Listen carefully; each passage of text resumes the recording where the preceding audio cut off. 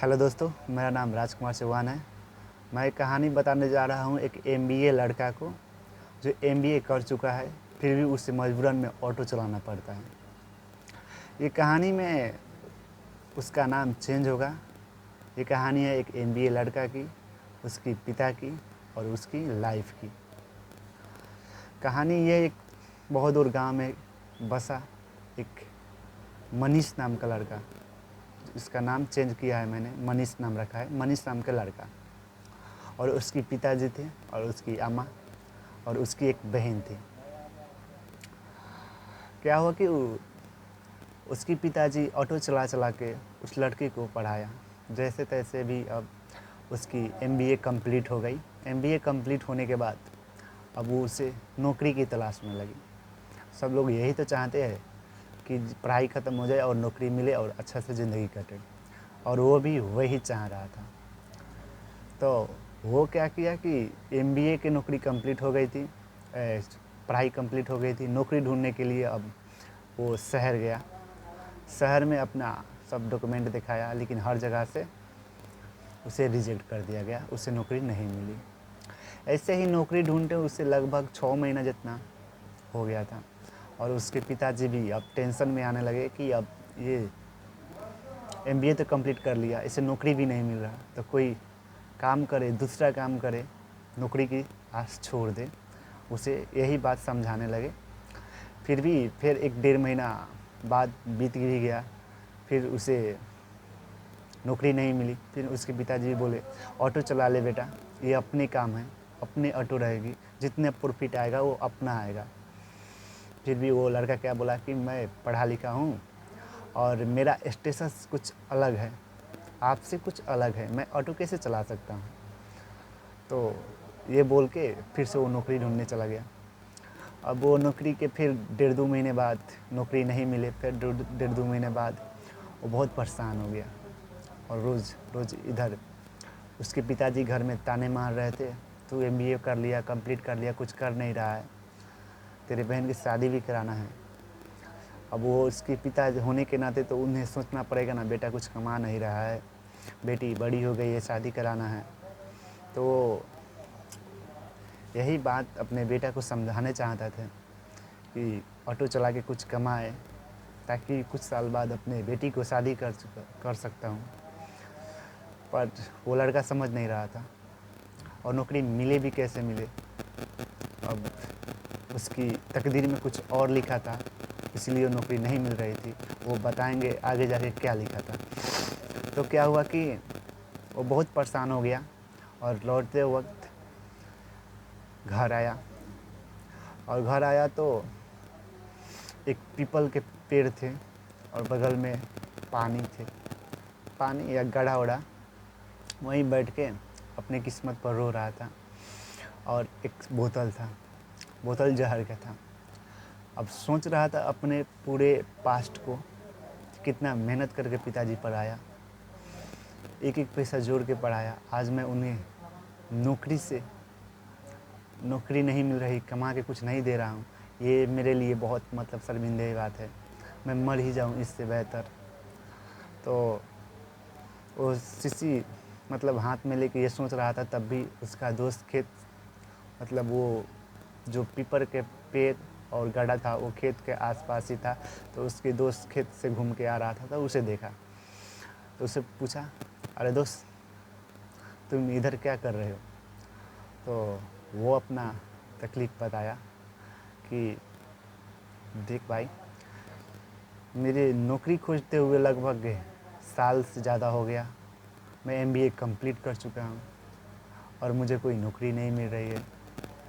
तो इस बात से लेकर मैं बहुत परेशान हूँ, और पिताजी मुझे रोज़ घर में डांटते हैं, मुझे रोज़ ताना मारते हैं, ये कुछ कर ले, अब ऑटो चला ले, ऑटो से अपना फ़ायदा होगा, जितना प्रॉफिट होगा खुद का होगा।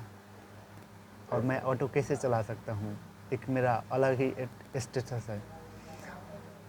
तो ये सब बात अपने दोस्तों को बताई। तो उसके दोस्त ने बोला, भाई देख, ठीक है तेरा अलग स्टेटस है, तू एमबीए भी कंप्लीट किया है, लेकिन अभी तेरा हालात ख़राब है। तू अपने पिताजी की बात मान, ऑटो चलाएगा, कुछ पैसे आएगा, पैसा अपने पास रखेगा और क्या है कि उसी पैसे से तुम अपना खर्चा निकाल के और जो ज़्यादा हो अपने फैमिली के दे के और अपना ये इंटरव्यू वाला काम भी जारी रखना। अगर इंटरव्यू में अगर तुम पास हो गए, काम मिल गई कंपनी में, तो ऑटो चलाना छोड़ देना।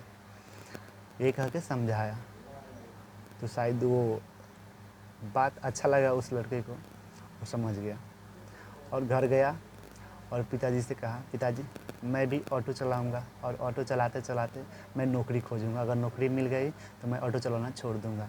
तो उसके पिताजी खुश हुए क्योंकि चलो कम से कम तो ये ऑटो चलाना के लिए तो मान गया न।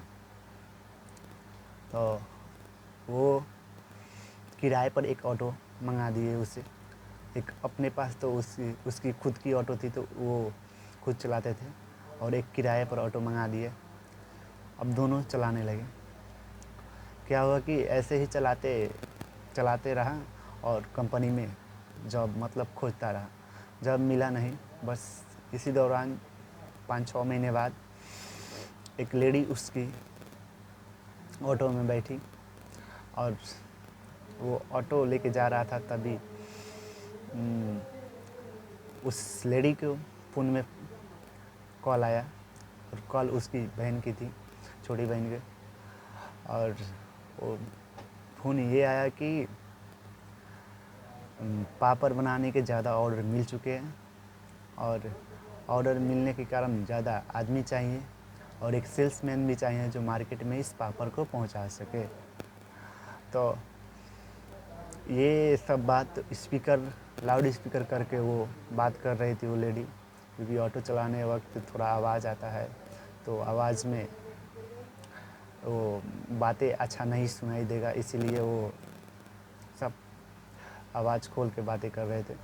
तो क्या हुआ कि वो बातें वो ऑटो चलाने वाला यानी कि मनीष सुन लिया और उस लेडी से पूछा कि मैडम आपको एक सेल्समैन चाहिए, मैं एमबीए कर चुका हूँ, मैं आपके लिए मतलब सेल्समैन की काम कर सकता हूँ।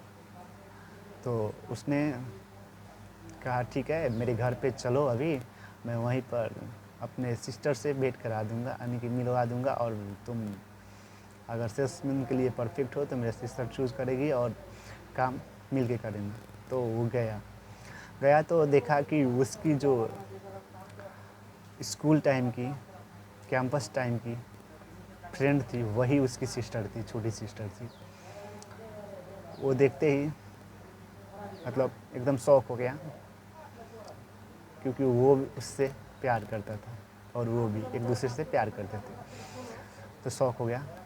तो पूछा, अरे मनीष तुम इधर? तो वो सब अपना दुख दर्द बताया कि हाँ मैं इधर इस कारण से आया हूँ। तो वो बोली कि ठीक है, तुम सेल्समैन को नौकरी करो, हम मिलके ये ऑर्डर पहुंचा दो, उसके बाद हम मिलके पार्टनरशिप करेंगे, जितना फ़ायदा होगा उसमें में 3 हिस्सा मतलब बना के हम बांट लेंगे। तो पहला ऑर्डर था, वो ऑर्डर फ्री में किया मनीष ने और उसका ऑर्डर पूरा हो गया। उसके बाद क्या हुआ कि मनीष अपने घूम के ऑर्डर लिखता था, ऑर्डर लेता था। उसके बाद क्या हुआ कि पापड़ बनाना शुरू हुआ। जितने भी प्रॉफिट आते थे 3 भाग में बांट लेते थे। अब धीरे धीरे अच्छा काम चलने लगा। मनीष जाता था, डेली ऑर्डर कलेक्ट करता था, कैसे ऑर्डर पर पहुंचाना है, टाइम पर पहुंचाना है, कैसे माल मतलब किस टाइप को चाहिए, किस कस्टमर को, ये सब जान गया। वो धीरे धीरे जानने लगा। जानने के कारण अब वो पार्टनरशिप में था तो उन्हें परसेंटेज मतलब 3 पार्टनर थे तो आधे आधे मतलब 3 भाग में बांट के ले लेते थे। उसके बाद क्या हुआ कि थोड़े दिन बाद कुछ पैसे इकट्ठे हुआ और वो इकट्ठा पैसा ही उनकी बहन की शादी में, मनीष की बहन की शादी में काम आया और शादी हो गई। तो उनकी पिताजी की अब थोड़ी सी अच्छी होने लगी, कि अच्छी महसूस होने लगी कि हमारे मतलब अच्छे दिन आने वाला है अब कह के ऐसे फील होने लगा। और देखिए पहले बोले थे भी कि जब नौकरी नहीं मिल रहा था तो उसका भी कारण होगा। कारण यही था। अगर किस्मत में नौकरी नहीं लिखी थी उसे, तो उसे यानी कि उन्हें सेल्समैन बनना था।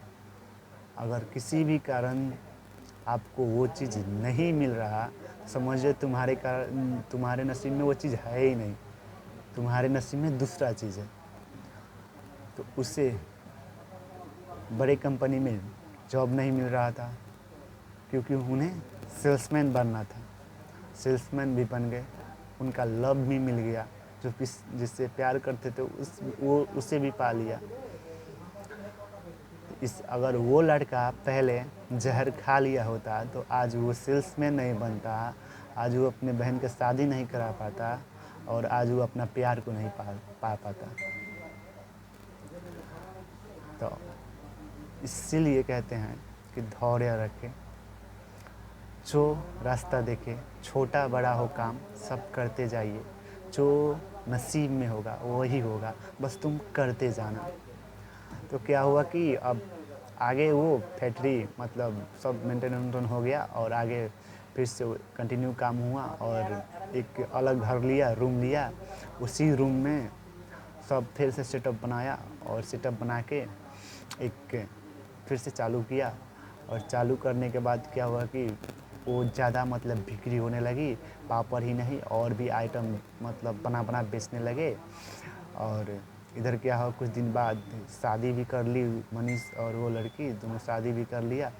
और उसके बाद क्या हुआ कि अब मतलब अमीर की मानना, अमीर की स्टेप पर पहला स्टेप पर चढ़ चुके थे। तो कुछ पैसे इकट्ठे होने के बाद वो अब बड़े फैक्ट्री खोल लिए, और अच्छे खासे अब ज़िंदगी बिताने भी लगे। और उसके पिताजी भी खुश, उसकी माँ भी खुश, और उसकी बहन भी खुश हो गई थी, क्योंकि उसकी बहन के एक सेल्समैन यानी कि उसका प्यार भी मिल गया, एक सेल्समैन बिजनेसमैन भी मिल गया। इसलिए सब खुश थे। इसलिए सब्र करो, सब्र के फल मीठा होता है। Good bye.